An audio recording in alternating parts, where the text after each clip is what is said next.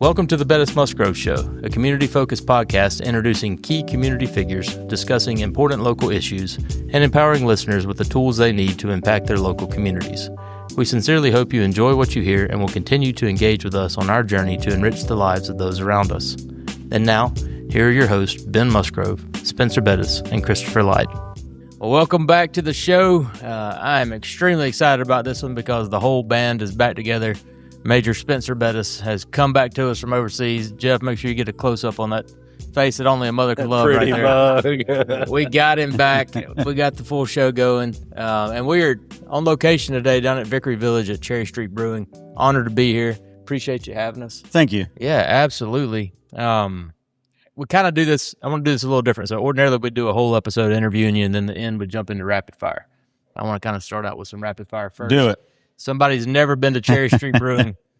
What's the first beer you're going to hand them to try? Well, maybe you should introduce our guest first. Well, I was going to do that next. Okay. Well, look, all right. Hey, I got a flow. I'm the host. I'm with you.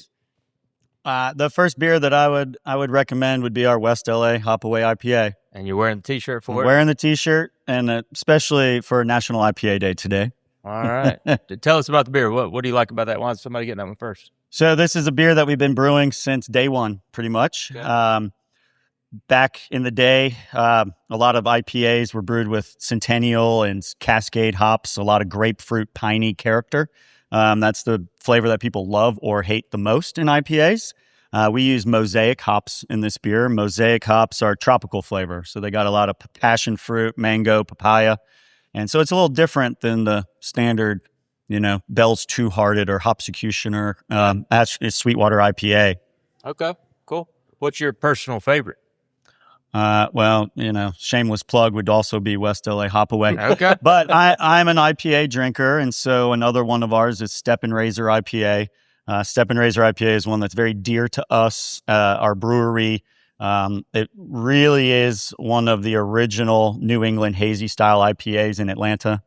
We released this beer back in 10 years ago, 2016. Okay. And when the hazy IPA style started to trickle into popularity, we worked real hard on that recipe, and it exploded in town. Yeah, I got to admit, it's my favorite beer. And first time I tried it, it's what got me started trying other IPAs and different things. So I was like, I got to find something that's like this. But is that what you got over there? It is. Okay. This is the Step and Razor. It's designed to be full flavor, but low bitterness. Yes. And bitterness is what people, love or hate. And so the New England styles are definitely more on the low bitter side with a lot more fruit flavor. Cool. The last one, then we'll find out who you are. What beer that you have on tap best represents Cherry Street? Ooh. I'm just going to throw this out there. It's not on tap full time. Okay. It's on tap half the year, but we call it Oasis. Stands for Old as Imperial Stout. It was brewed originally. Censor. It was brewed originally for our head brewer. At the time when he turned 40, we needed to make a beer for him. Okay. So we release it on Black Friday every year. I love it. Turned 40, so he was the old ass. Okay. Great. So now, as you figured out, we're talking to a guy that knows a lot about beer, owns a brewery. That's Mr. Nick Tanner. The main squeeze down here at Cherry Street, along with your sister, correct? Yep. Yes. All right. How long you been doing this? Well, Cherry Street is about to celebrate 14 years in December. Okay. So I've been brewing beer for 21 years. And started homebrewing when I was 20 and in Fort Collins, Colorado. And I fell in love with it. I was born and raised in the restaurant business. And so my dad and I both have passion for sharing things with people. I love that. Where'd you grow up? I grew up right down the road, actually. I grew up in Alpharetta, born and raised right down here in Alpharetta. Yeah. And then once I graduated high school, moved to Fort Collins, Colorado. I love that. So I heard a story. I think when you were in Colorado, you lived with like someone in relation to New Belgium Brewing. Sure, yeah. Is that part of what got you started, or? It's what got me into the business side of it. Okay. Yep. I had the passion for beer. I had the passion for sharing beer, brewing, but living with the family, the son of New Belgium, Zach. I lived with him for 2 years, and I really got to learn everything about the fourth or fifth largest craft brewery at the time in the country. Yeah. And they were only in 29 states when I lived with them. They are now across the whole country. So I got to see a lot behind the scenes. I say that I saw a lot more than I think the average employee did at that time. Very fortunate for that. Very cool. It was, there's no value that I could put to that experience. What were some of those original recipes like? And do you have something that's derived here from back then? Yeah. Actually, yes. So, the Cherry Street Brewing started as a homebrew club. We were homebrewing. We were 20, 21-year-old kids, college kids, and we all got together and bulk bought ingredients. We shared equipment. And so I brewed a different beer every time we brewed a batch. I had friends that pretty much just brewed a handful of the same beers over and over, but I knew that I wanted to experiment. And so I was trying all different styles, brewing all different things. My first beer was an Irish red ale. We have an Irish red on tap. It's not the Jedi. Yeah. It's not the same. Somebody comes here often. Major knows all the I live pretty close to here. Okay. It's not the same exact recipe, but it was the first beer. An Irish red ale is what I wanted to brew first. And also our Dillon's Double, which is a Belgian brown ale. We just finished it for the season, our Summer Fling Watermelon Blonde Ale. And that one is very important because back then, about 20 years ago, if it was a fruited beer, it was probably a wheat beer. Okay, yeah. So like Sweetwater had blue. Sweetwater Blue was a blueberry wheat. Obita had Purple Haze, which was a raspberry wheat beer. Yep. I was not really a fan of wheat beers at that age, and I didn't want to make a watermelon wheat. I wanted to make a watermelon blonde, something where the watermelon character shined versus the wheat in that style. I might have to try it. I want to jump back. I want to talk more about you, obviously, but going back to New Belgium. So I lived in Colorado for a while at the college as well. Oh. And at this pub we would go to when we got done skiing, they served a New Belgium beer called either First Tracks or Fresh Tracks. You remember that one at all? I think it would be Fresh Tracks. Fresh Tracks. I've never found it again anywhere other than at that one bar in Vail, Colorado, but that was delicious. It could have been a one-off for them. Okay. New Belgium, all their seasonal beers, they pretty much would run for 2 years at a time and then change it up, which is a good and bad thing. Well, if this somehow makes it to New Belgium, bring that one back, ship it to Cumming. I'll buy some. Well, was there something in particular about what you wanted to start making beer, or just did you try a beer one time and you're like, I think I can make, or what's the story there? So in where I lived in Fort Collins, there wasn't a like heavy bar presence like other college towns. We pretty much would gather up on a mountainside or go hiking and things. And so it was always a matter of grabbing a 6-pack of beer and going hiking. And so like my first couple weeks out there in college was drinking Fat Tire and drinking the other brewery out there, Odell's. Yeah. And that just became a try as many different beers as I could. I started collecting beer bottles. In the restaurant next door at Tanner's, I have about 600 beer bottles up on the shelves, up on the ceiling, up in the walls. Every one of them? Everyone. Right. Yeah, everyone. That's impressive. Everyone. And, that is a good but to me, it was just a matter of exploring every style, every brewery. I just kept going with it.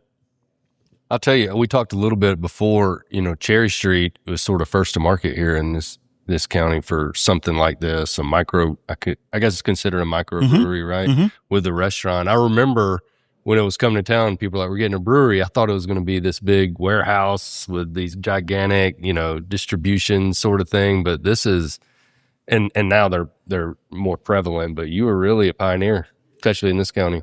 Well, my father, Rick, Dad, he started his first restaurant down off Northridge exit in 1986.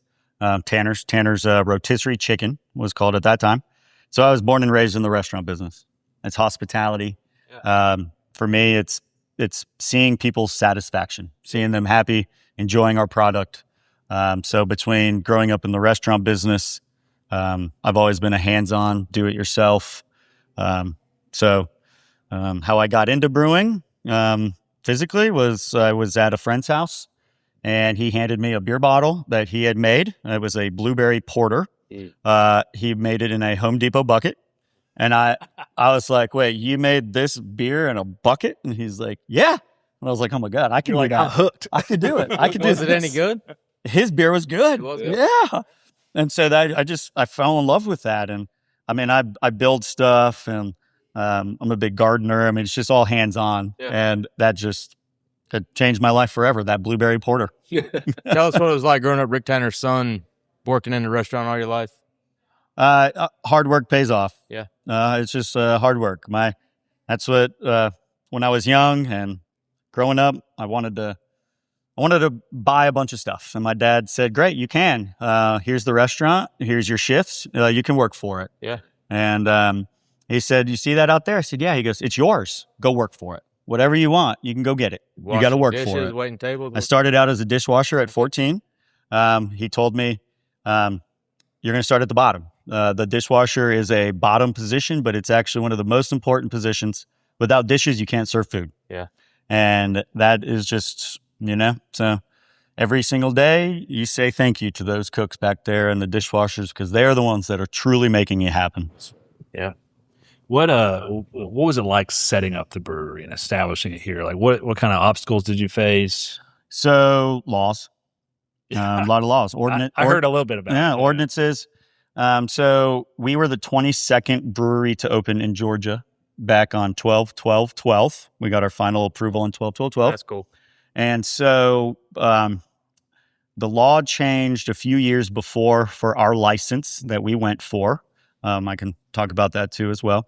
And we had to ask the county to adapt the state ordinance because the county ordinances make changes as mostly need base. And so we went to the county. It took 6 months through the process of how alcohol ordinances change here, like a lot of counties.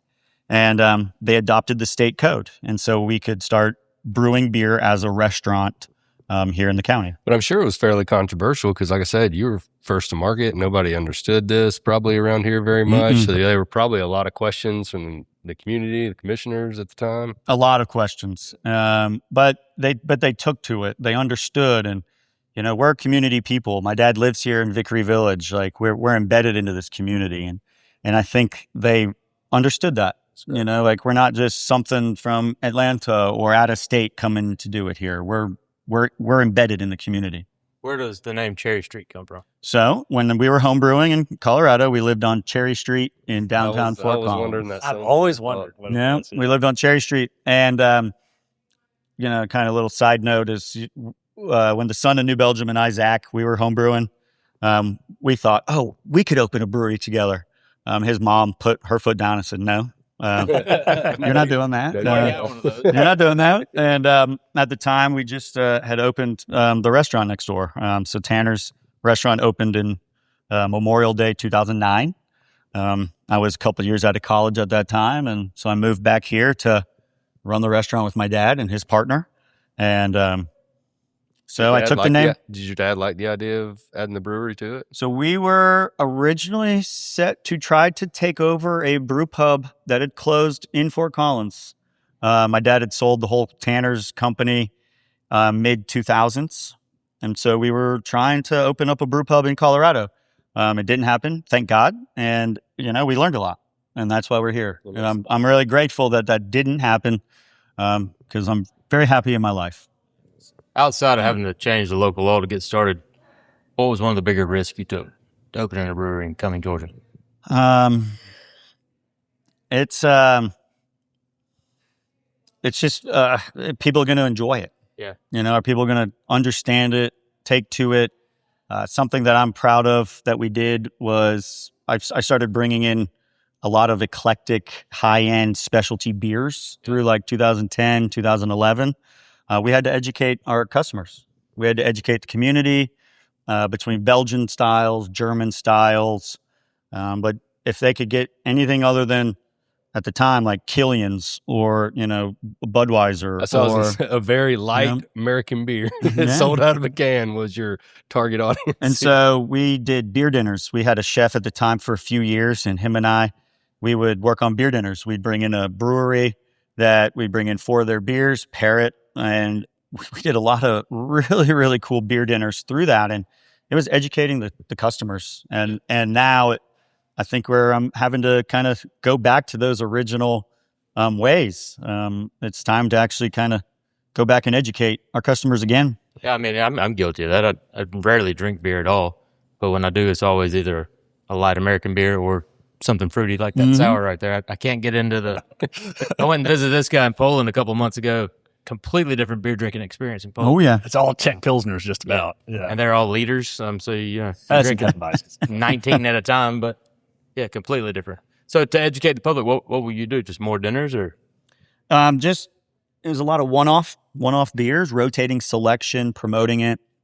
I'm a traditionalist, and so for me, it's the package. So we get the beer in, we'd serve it in that glassware from that brewery. So it made a difference. You were drinking a Belgian beer out of a chalice. You're drinking a German beer out of a mug. It's not the standard pint glass that you're used to getting at every other bar around. And so it made a difference. It separated us from, the other surrounding bars, restaurants that serve the beer in all the same glass every time. And And I feel like you all have always done a good job of having very unique beers. Yes. Different, unique beers. What are some of the inspirations that you guys have for some of those? So it's actually, I'm actually going through the middle of this right now. I'm actually looking at probably bringing in some of these specialty beers back again. People have really gone to IPAs or lagers. And so I have to maintain a diversity. Yeah. For me, it's really important to explore all styles. So in the beginning, it was Belgian beers that I found and I loved. And so it's just that a lot of other people in my industry that I talked to, they got into craft beer from Belgian beers as well. And Belgian beers are not around as much right now. They're not on shelves at the liquor stores anymore, and they're not being put on tap at normal restaurants. And for me, that is history. That is culture. So it's really about beer culture. When you look at Belgian beers, German beers, English beers, Irish beers, there's a strong culture that's associated to it. So being the owner, I'm sure your responsibilities are widespread, but are you still back there brewing beer? No, No. not as much as I hope. No, speaking of which, we just brewed our batch 500 at our Halcyon location. And so I was there for that full beer brew. I did brew that entire batch with my head brewer over there. So no, I do miss that. I like getting dirty. That's why I asked. I thought you would say something like you missed it, wasn't able to do it as much as you wanted to. But I love talking to people. I love sharing, but I also like sweat equity. It's hard work. Well, you kind of alluded to where I want to go there. So you got the license here, 12, 12, 12. How long did it take you to get open? So I guess it's after the fact. We had beers in the tank. Okay. Sure, there's limitations on that. we had beers in the tank. We couldn't tax determine the beers yet until we got our license, which is kind of a loose variance in the law. So the beer wasn't carbonated, which means it's not ready to serve. So so we had beers that were ready for when we got the license. So no, it was. We basically built the brewery with a few tanks, a handful of kegs. We just started as we started selling more beer, we would buy more kegs. As we sold more kegs, we'd buy more tanks. And so we grew really organically in the space here at Vickery. Then kind of what changed our course, we sent a beer to a festival about 6 months after we opened. We took People's Choice favorite beer at that festival, and it changed our perception of us in the Georgia beer scene. I started seeing people show up here that I looked up to in this community, and I'm like, oh my God, I got KP here, I got Owen here, man. That's like, whoa, they're here drinking my beer. And I was, 27, 28 at the time, I looked up to these people. Now they're here drinking my beer. Yeah. So That's cool. I know you mentioned being in the community, and I see that at Cherry Street. You see guys sponsor things. I had our 20th class reunion here, and then I know you guys work well with the other brewers in town, and probably a small community and friends. And don't you do a community Yeah. collaboration or something. Tell us a little bit about that. Yeah. So the summer after Crooked Culture opened up at Cumming City Center, Pat, dear friend of ours, Shout out to Pat, former guest. yeah. He came to us and went to the other brewery in town, Nofo, and said, "Hey, I've got this idea of being able to brew a beer called Coming Together." And the brew, we basically made a base style and we tweaked the hops and maybe a different yeast. So it was the same beer, but uniquely different at each spot. And it was all centered around a charity. And that was the most important part, was local charities. And so then we'd created a punch card.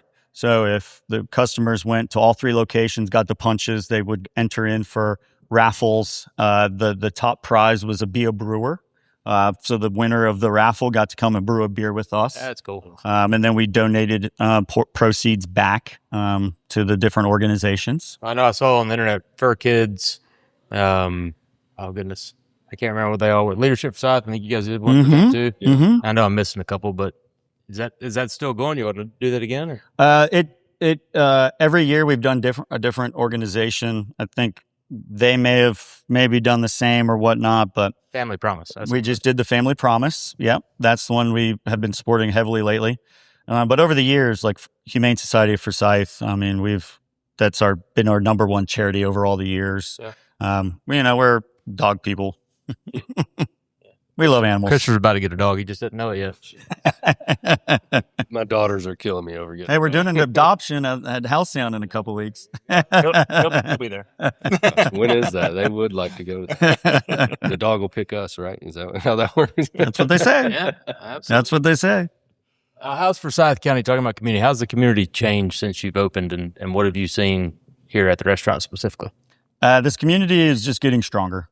Yes, it's growing. Yes, it's getting bigger. Yes, it's got its challenges with that. But the community is so strong.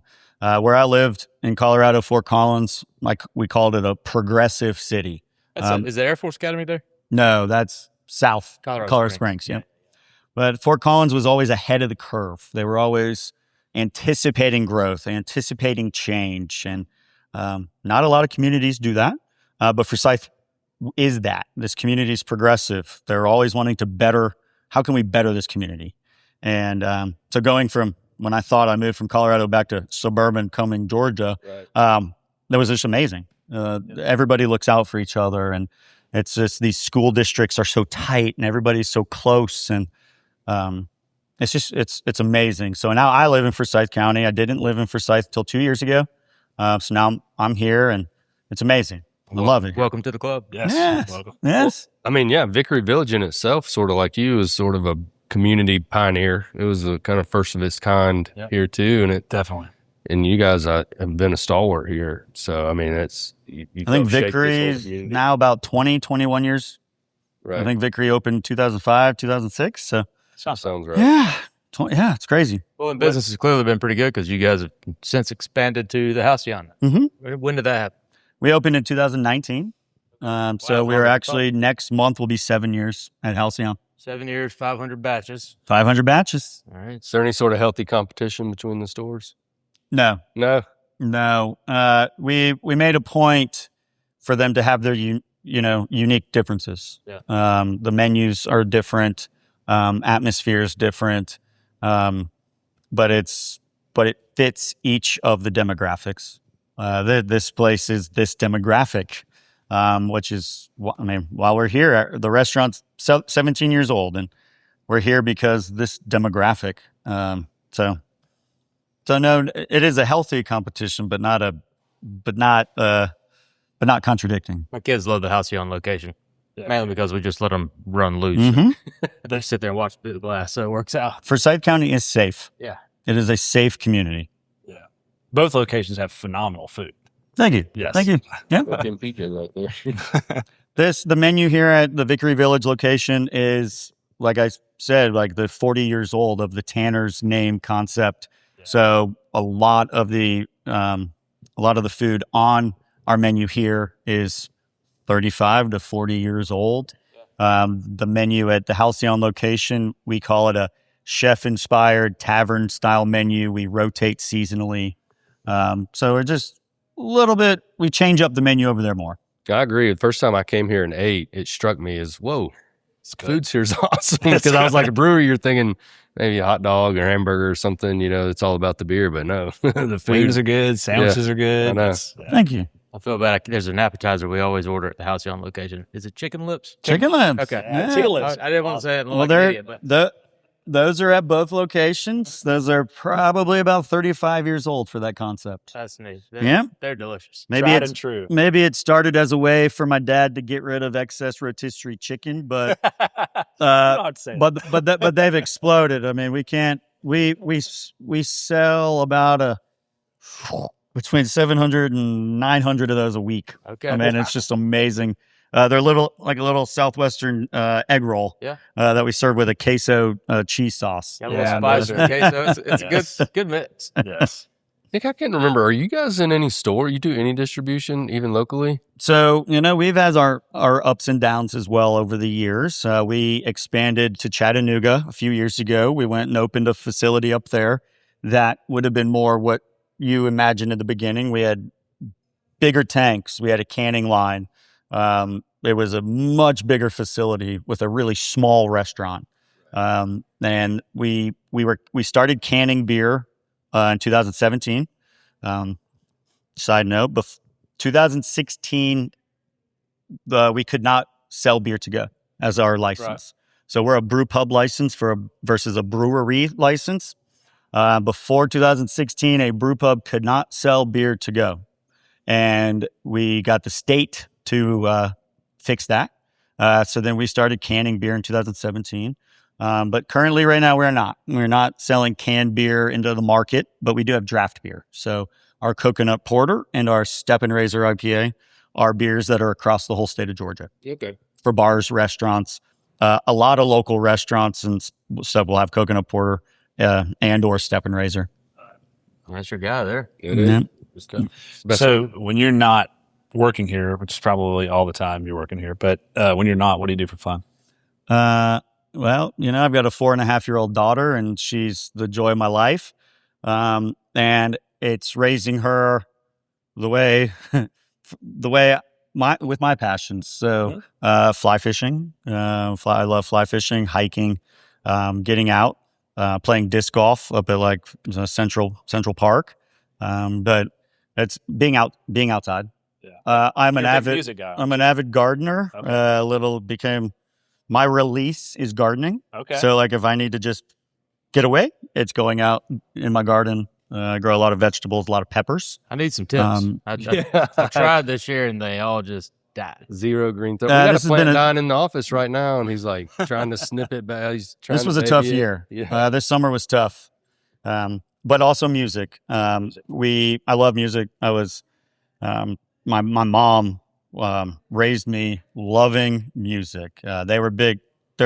She's a huge music lover, from Bob Seger to Casey and the Sunshine Band to, just all the classic 70s rock. And that's what I grew up in. And you play an instrument? I do not. Okay. No.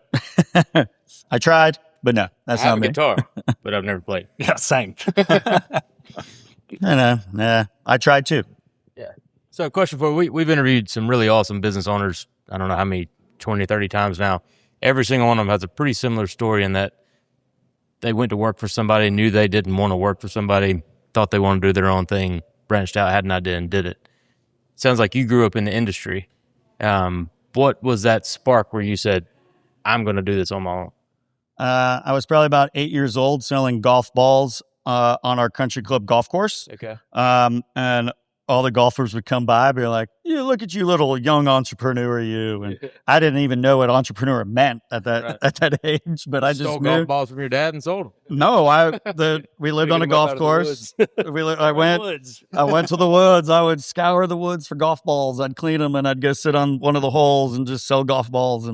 But that was it. It was just a matter of doing something yourself and sharing it.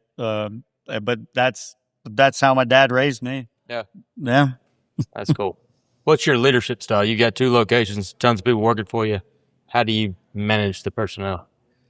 It's taking one person at a time. Yeah. Everybody's different. Everybody's unique.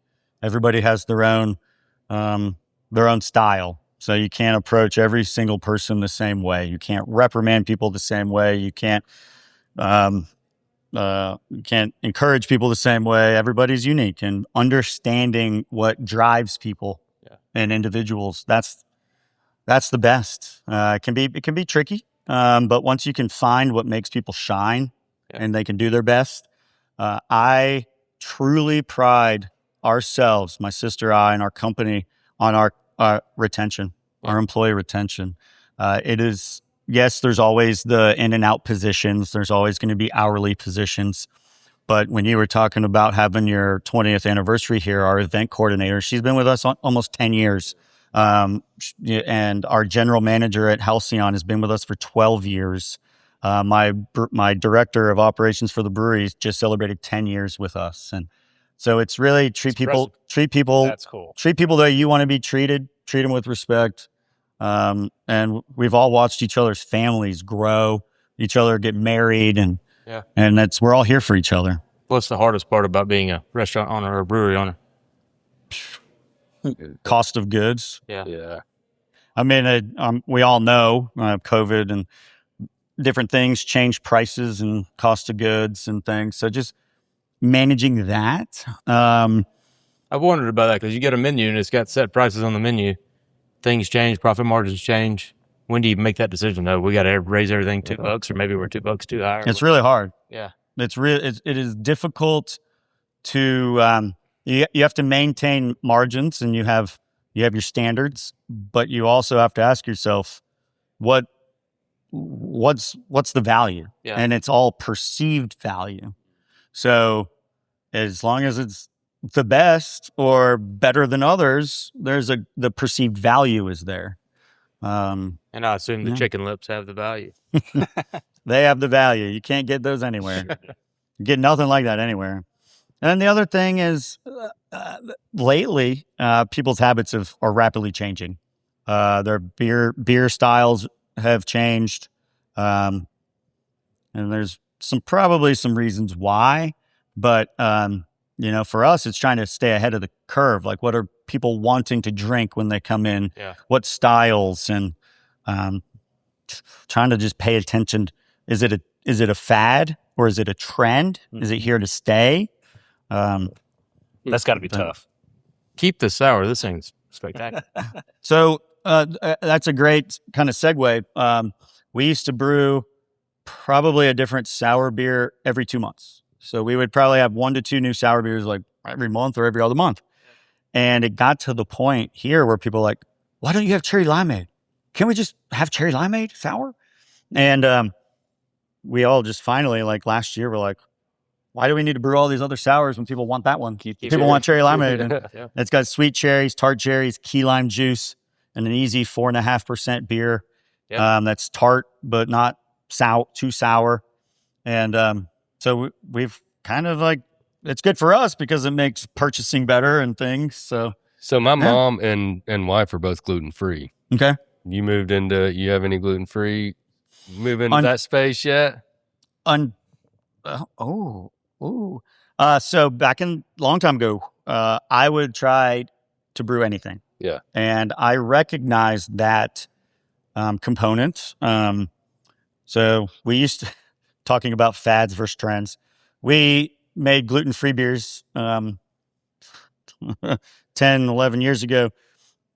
We were a honey base, but then we used buckwheat grain, and we had a variety of names for them, like man bun or fidget spinner or scrunchy. We just kind of played off of the gluten-free is not a trend or not a fad. It's not a fad. But we'd brew a batch of gluten-free beer and it'd stick around for a long time. That's it.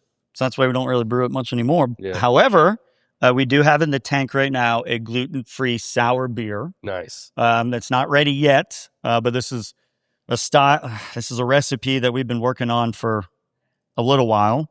It's similar to a seltzer, but it is beer based.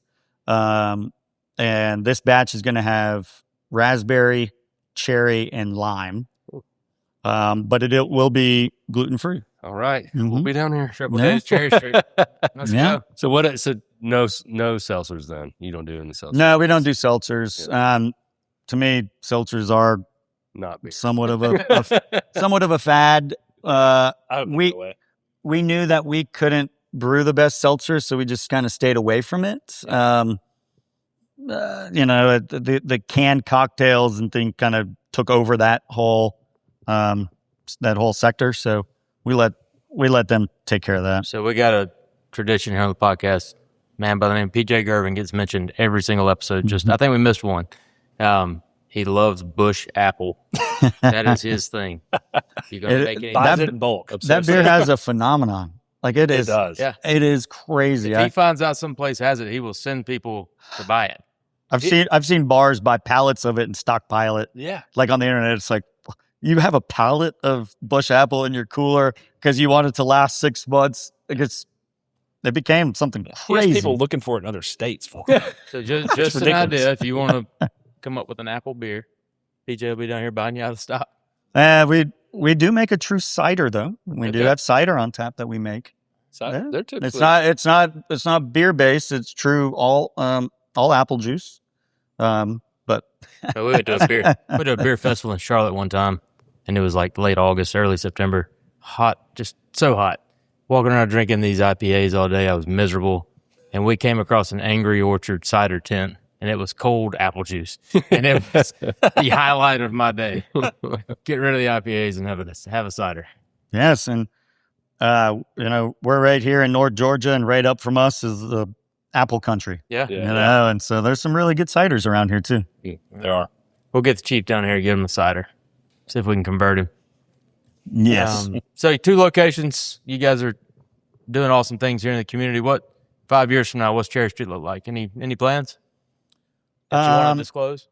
No, to be honest, we closed our Chattanooga location after 2 years of being open. Yeah. The cost of goods just went through the roof. The cost of a blank aluminum can increased 25% pretty much overnight. Wow. And when beer distribution is about the cost of the widget, 25% alone on your packaging material, it affected a lot of businesses. Yeah. And Yeah. prices have come back down with aluminum. But there's things like that, the little things like that, just that it hurt. It's for us, it's restaurants. I would like to open another maybe restaurant or 2, maybe under the name Cherry Street, maybe not, but still serving our beer regardless. Yeah. We can distribute beer out of here with a distributor across the state. So Yeah. I don't have to open more locations having a physical brewery in them now. So it's worth it for us to work with a distributing partner. They handle the transportation. They handle the storage. Yeah. So we would like to open another restaurant, but I have another kiddo on the way and whatnot. Thank you. So, maybe not in the near future, but 5-year plan. Yeah. I recommend have all you can. Yeah. But really right now we take for granted our customer base. We just assume everybody walking in the door is somebody that's been here before. Yeah. And when it's tough to kind of sometimes get away from that, and we're working harder than ever now to build new customers. Like we haven't advertised like traditional advertising or paying for ads on websites or the local news channels. We've not needed to do that in a while, but looking at those things different. But to that point, I mean, being in a community like this, I bet you have tons of regulars. We got regulars. Yeah. We got really good friends. We've developed a lot of friends over the years through this, which we don't call them customers. They are friends, supporters, cheerleaders. Yeah. Do This has become like the neighborhood restaurant, I would say. This is a neighborhood joint. Yeah. Definitely a neighborhood joint. We wish we could call ourselves a neighborhood place, but another restaurant. nationally has the name neighborhood bars. So, but that's what we are. Yeah, you are. It's golf carts out here between this community. It's walking around and getting home safe. Yeah.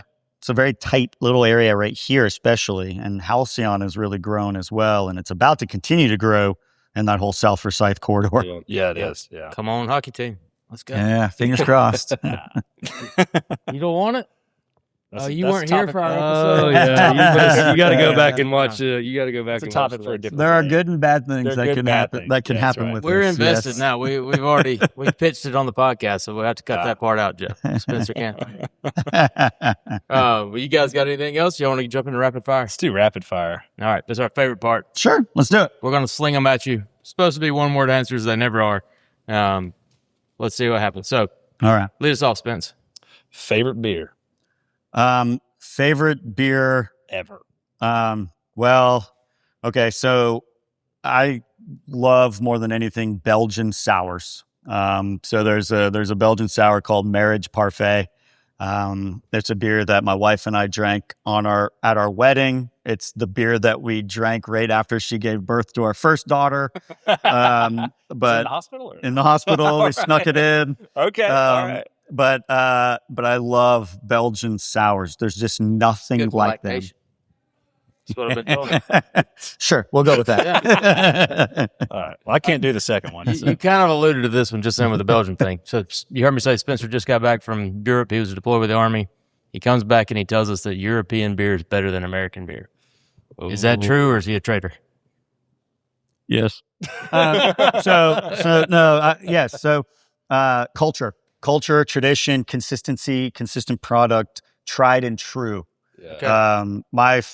I always said my first trip to Europe would be to Bamberg, Germany, to drink the smoked beer.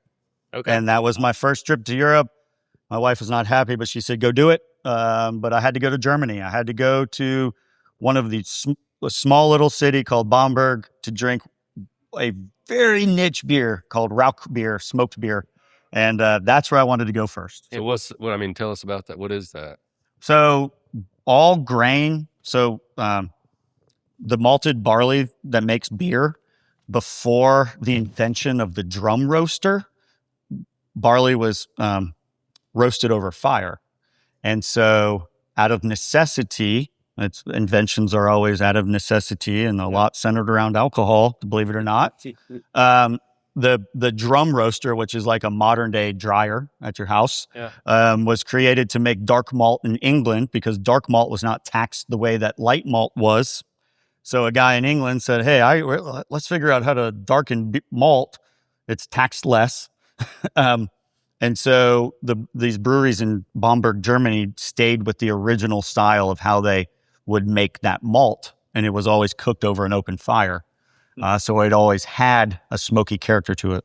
And they still do it. They still do it the same way. So when you watch this episode, if we edit it to say American beer's better, don't be surprised. My turn. I won't allow You a that. sports fan? Here and there. Here and there. Football, baseball. Uh, Got any college football predictions or a team to? I mean, you got the Chapel shirt on. Yeah. Braves, always Braves. My dad had season tickets to the Braves growing up. So, love the Braves, Braves country. Love that. But no, to be honest, no. All right. If I were to sit here and say roll tide, I might get, slapped around. So, We don't tolerate that kind of nonsense. I mean, when you're busy making beer and making babies, I mean, you don't have time for football and baseball. No, we just we share it here we share it here with everybody. Braves they're gonna pull it off, make the playoffs, make a run for it. I mean, it's trending that way. Okay, Hope so.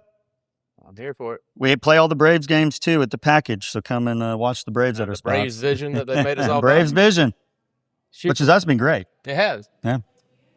Favorite restaurant in Forsyth County besides yours? Ooh. Wow. I'm gonna say this pretty, not super proud, but like Taco Mac. Like going to Taco Mac, which I know they're not just Forsyth County, but like going there, it's the beers, it's the way that they've captured customers and have created their own fan base. Yeah. It's inspiring. The Brewversity or The whatever. Brewversity and whatnot.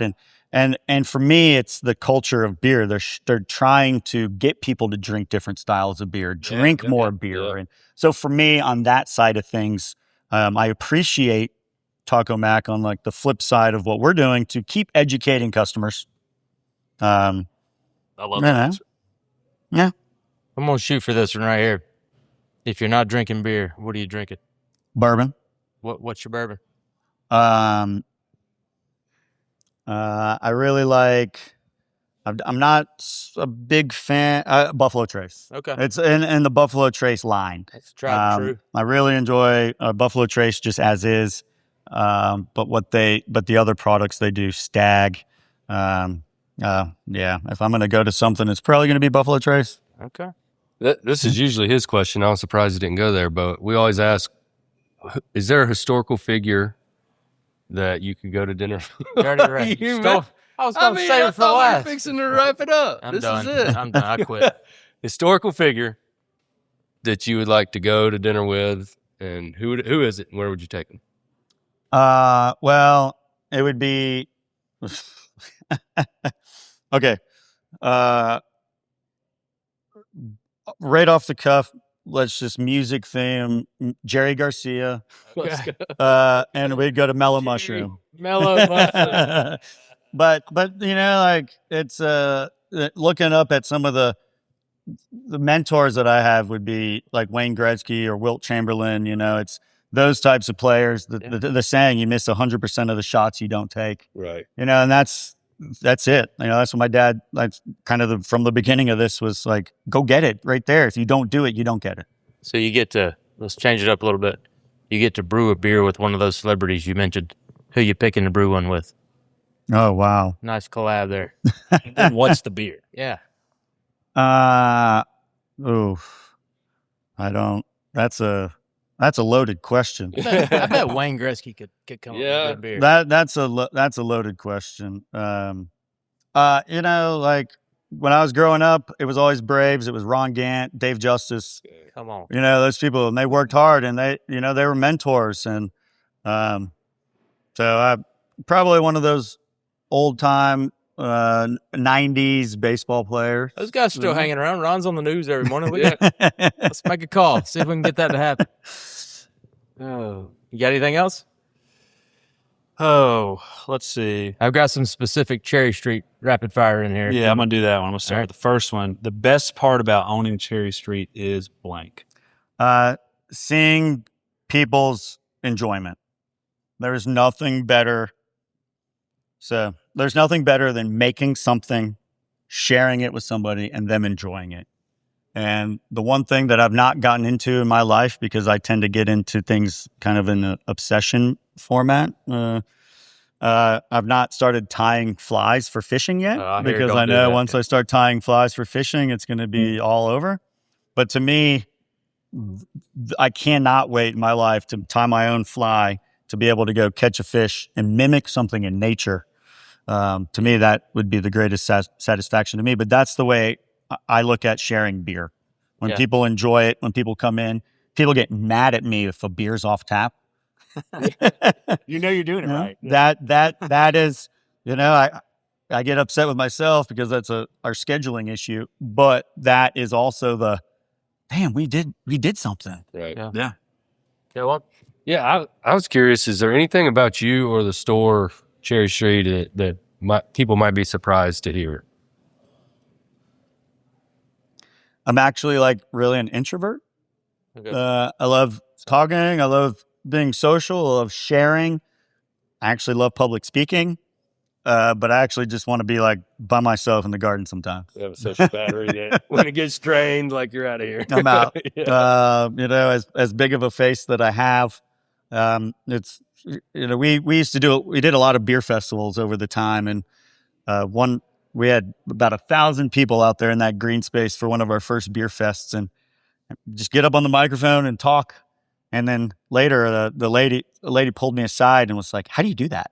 And I was like, "What do you mean?" She's like, "How do you just get up there and talk?" I was like, "You don't think about it." Yeah. Don't think about it. Just go up and do it. Be yourself. You know? Similar. My wife calls me a forced extrovert. I can be on, but when it's over, I need to shut down and go to a dark place somewhere. Be alone. That's just the way it goes. Last one here, and then we'll move it on to where to find you. If you weren't brewing beer, or the question is, if I wasn't brewing beer, I'd be blank. Professional golfer. Professional golf. Whoa. Okay. Yeah. Okay. I grew up playing golf from like 9 years old, and once I got my car, I started at 16. I started caring more about girls and other stuff. So kind of got away from golfing, but that's one thing that I really wish I could have really stuck with. Was golfing. Love What's golf. your favorite local course? Well, I grew up at Country Club of the South. Okay. So I'd have to say Country Club of the South. Okay. It's a phenomenal course. I could probably play that course back in the day with my eyes closed. Girls might be the only thing more challenging than golf. Yes. I've got 4 daughters. So, yeah. I'm about to have 2. So Okay. He's got 2 and I he's got got 2. Girl dads. hey, yes. Might have something to do with all the beer. I don't know. Too much Cherry Street beer. Well, tell people where they can find you, follow Cherry Street, social media, that kind of thing. Yeah. So we're here at Vickery Village. Our restaurant brewery here, we call it Rick Tanner's Grill and Bar, as well as Cherry Street Brewing. Yep. The other locations at Halcyon Development, and it's Cherry Street Brew Pub. Quick little thing, there's 2 licenses in Georgia, brewery licenses and brew pub licenses. Okay. And brew pubs are restaurant-based businesses. And, it's the product and sharing the product and the challenges and the trials and tribulations of it. But you can find us online, our website, cherrystreetbrewing.com. We have 3 different Instagrams and Facebooks for each of the locations and for the beer. Okay. But yeah, we're right here, South Forsyth. I love it. It's been a pleasure, bud. This place is awesome. It's fun. The beer was fantastic. Conversation was great. Yeah, thanks so very Yeah, much. thanks for doing this with us. We love it. Forsyth County is home. It's always going to be home forever. I wish I could move back to Colorado, but that's probably a retirement thing at this point. Yeah, I say the same thing every day. So, but Yeah. got things to do. Yeah. Well, my glass is empty. You gonna go refill them? Yeah. All right. As always, you can find us, BettisMusgrove.com, social media, Bettis Musgrove, and get your podcast anywhere you listen to podcasts. Till next time, stay safe, stay healthy. God bless.